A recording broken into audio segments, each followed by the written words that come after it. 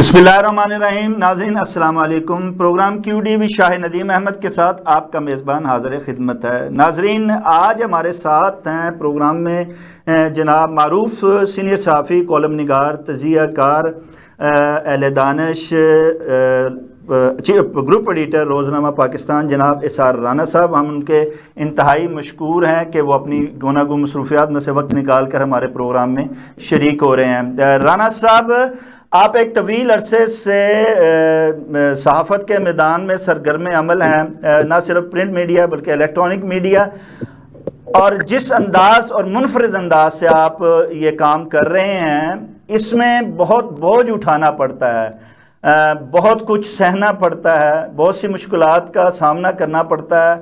आपने कितना बोझ अब तक उठाया, कितना बोझ उठा रहे हैं, और कितनी अब आगे मुस्तकबिल में सख्त रखते हैं कि इस सच्चाई की, इस आवाज़ का बोझ उठा सकें जो कि आप उठा रहे हैं? देखिए, तो अल्लाह से दुआ है कि अल्लाह ताला हमें इस्तिकामत दे, सच कहने की, सच बात करने की। और जाहिर है, जब आप सच बोलते हैं तो फिर सच का आपको कुछ कीमत तो देनी पड़ती है। वो तो मैं दे रहा हूँ, खैर काफी ऐसे से दे रहा हूँ। PTV से निकाल दिया मुझे, टेलिंग से मेरा प्रोग्राम बंद कर दिया, समय मुझे छोड़ना पड़ गया, और भी बहुत कुछ चलता है। लेकिन बस आप दुआ करें कि हम इस सच बोलता रहूं। बाकी जाहिर है, ताकत जबर के सामने आपको हम कोई तलवार लेके तो नहीं निकल सकते। हमारे पास तो सिर्फ अल्फाज ही हैं। जिस तरह उन्होंने जुबानें बंद कर रहे हैं, कोई पता नहीं है पाकिस्तान में क्या हो रहा है, क्या होने जा रहा है। जो भी हो रहा है बहुत अफसोसनाक। जब ये कोई भी अहले सहाफ़त, आप जैसा अहले दानिश, जब आवाज़ उठाता है हक़ और सच की, तो उसकी कोशिश ये होती है कि ये आवाज़ अवान इक़्तिदार तक, ऐवान पार्लिमान तक और फैसला साज़ों तक पहुँचे।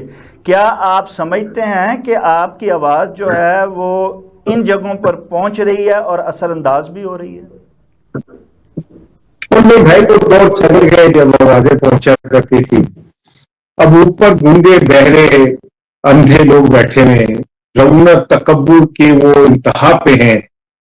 वो किसी आवाज को, किसी उसको कुछ अहमियत नहीं देते। उनकी नजर में कोई किसी की कोई अहमियत नहीं है। वो अपने रौनक में, अपने ताकत के घुमंड में इस सतह पे अंधे हैं कि वो ये समझते हैं कि ये कीड़े मकोड़े हैं, इनकी कोई औकात हैसियत नहीं है। यही पाकिस्तान की जमहूरियत का कल्चर है कि जिसमें जमहूर की हैसियत और इज्जत नहीं है, बाकी सबकी इज्जत और हैसियत। जमहूरियत की जब आपने बात की है, तो ये कैसी जमहूरियत है कि जिसमें पहली दफ़ा अलानिया कहा जा रहा है कि हाँ, हम जमहूरियत के साथ नहीं, हैबर निज़ाम के साथ चल रहे हैं, और ये वक्त की ज़रूरत है कि, और इसी के साथ हम चलेंगे और इसको ही लेकर हम आगे बढ़ेंगे। क्या हम समझते हैं कि ये आजमाए हुए लोगों का आजमाया हुआ फार्मूला ये कामयाब हो सकता है और इस बार होगा? नहीं, ये ख्वाजा आसिफ जैसे जो लोग हैं उनकी तो सर्वाइवल सिस्टम में है, जिसमें वो हारने के बाद, एक औरत से, घर की औरत से हारने के बाद जनरल को फोन करें, और फोन करने के बाद उनसे कहें कि मेरी सीट वापस करवा दें जो पहले भी उनकी नहीं थी।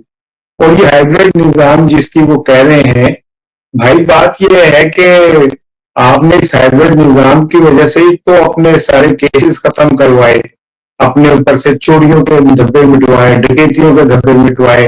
इस हाइब्रिड निजाम की तो फैली तो आप हारे हुए फॉर्म 47 के लोग जाके हुकूमत में बैठ गए। आपकी क्या हैसियत और औकात है कि आप कहेंगे जी हाइब्रिड निजाम ही चलेगा?